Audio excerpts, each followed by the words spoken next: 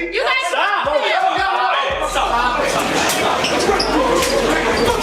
What occurs when pride, ego, and legacy collide during an unplanned altercation? There was no way in here. This was not an in-person promotion. It wasn't a ring at all. After one strike from a man many believed was too small to touch him, Canelo Alvarez, the face of Mexican boxing and a global phenomenon who has faced giants, woke up in a hospital bed. Crawford, Terence Bud. Additionally, Canelo had nothing witty to say for the first time in his career, just anguish, sorrow, and a lesson that size isn't necessarily a sign of power. What actually occurred then? Why is Canelo being taken out? With a busted face, but Crawford is leaving like a lion? Let's dissect everything. There was a lot of rudeness before anyone punched. For months, Crawford had been talking spicy. He wasn't merely challenging Canelo to a brawl. "I destroy him in a street fight," he said, jabbing at Canelo's pride. If you like this, please subscribe Punch Vista and click the bell icon for more latest and interesting videos. On the streets, you and Canelo, what would it look like? Come on, man. Y'all know what I do. I ain't got to talk about it. On the streets, I'm me against anybody. I ain't never going to say another man going to whoop me. So, you know what I mean? That's your answer right there. I guess in Guadalajara, you think it'd be a little different on the streets if Terence came to town? I think every city, every place is different, no? It's different. But we don't talking about the streets. We're talking about boxing, the beautiful sport of boxing. So that's different, way different than the streets. For Canelo, that went too far. It was no longer about boxing. It had to do with image, honor, and pride. Fans, the media, and even other opponents had been accusing him of being afraid, washed, or avoiding actual challenges. Then Crawford arrived. But what if Canelo shoves you again in this press conference? I'm going to cry like a baby. All right, thank you.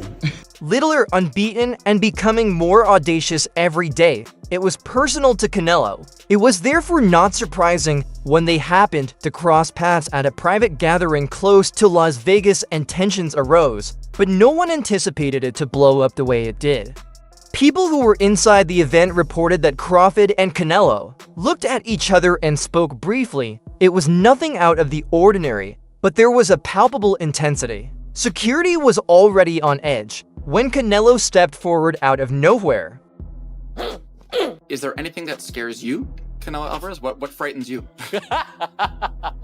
Nothing about boxing. No. This is what I love. Yeah. So. Too near, too hostile, perhaps attempting to convey a message.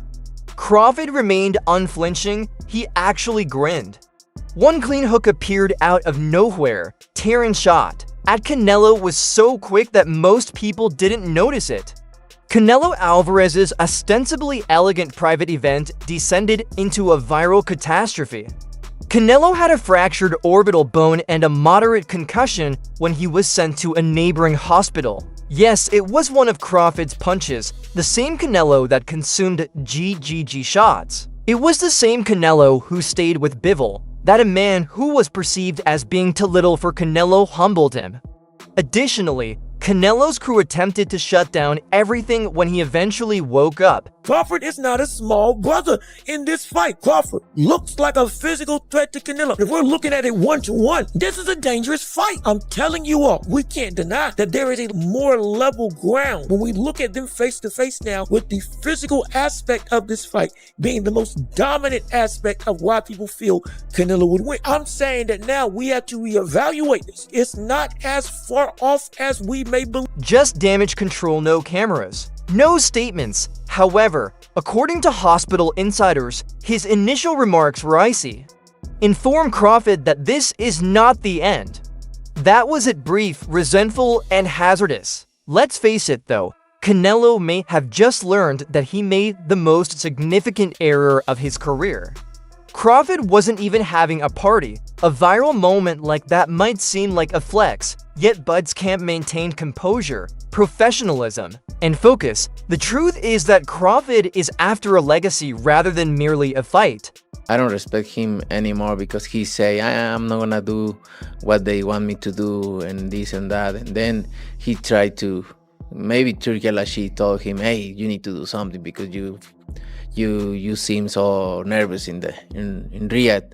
So and he tried to like walk me back, and that's why I pushed him. And you know, like I say, don't with me. Does it bring a different Canelo then? Yeah, it's different. Yeah, you watch Saunders fight, right? Which one? The Saunders. Oh, he pissed me off. He pissed me off. Yeah. So it's gonna be almost the same. Live only on DAZN, June 28th. Jake Paul versus Chavez Jr. Buy now at DAZN.com/boxing. It's not the same as beating Canelo in a ring. That is recorded in the books. That's the past. However, he doesn't want to be known for a punch at an occasion. You cannot disregard the message it conveyed, though. Even outside of the ring, Crawford has the ability to seriously harm Canelo. That makes all the difference. When you say, I want Canelo, is there anybody in the camp that would say, you're not ready for this? That's a big boy. He's strong. That's a conversation. It's not just, oh man, you will whoop his ass. Like yes, that. man type stuff. I'm not worried about Canelo. I'm not thinking about Canelo. I'm just focused on Israel Majimov. In a small way, is this a stepping stone to your dream fight? I don't look at fights as stepping stones. It's about now. Canelo has been losing ground for some time. Let's not mince words. He fought safely against Gerald Charlo, appeared lethargic against Bivol, and has stayed away from any real smoke from young lions like David Benavidez ever since he moved to 168. Crawford just finished a once-in-a-lifetime performance in which he destroyed Errol Spence Jr. as if it were a sparring match. He is hungrier, sharper, and faster. Not to mention that Bud is not dependent on brute strength. If Canelo was 100% confident in himself, I don't know why he wouldn't fight me, especially since, you know, seeing that everybody in his team is on steroids, which means including him, so he never got off. You think steroids. he's on steroids? Of course, of course. Sure. How does five? You saw De La Hoya call him out. How do five people out of your camp get tested positive for steroids? Right. You know what I mean? No, all those fucking dudes in that camp are dirty. He is cold, calculating, and analytical. Canelo entered with the intention of intimidating. He took a reminder with him. Power is not as important as timing. Size is inferior to skill. Crawford also possesses both.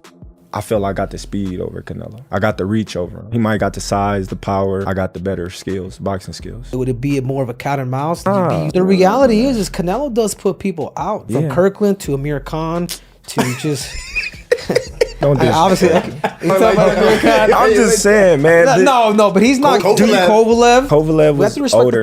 He does. Billy Joe. Don't get me wrong. He does have a lot of power, but all those guys that you name is not as skillful as me. I'm sorry. No disrespect to none of those fighters. The skill level is not there. So how do you see a fight with Canelo go? Tough fight. Canelo is a great fighter. Like, I always had respect for Canelo, but I just believe in my skills. The fact that people doubt me, it just fueled me even more. Try to get the fight even more. And I'm watching them, I'm like, man, I can beat this dude. I've been fighting people bigger than me all my life, and I always came out on top. You gonna get hit. It's a fight. He gonna get hit too.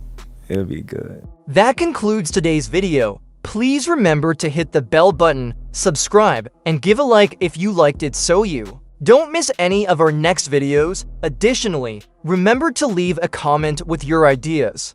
Keep checking back, and we'll see you at the next.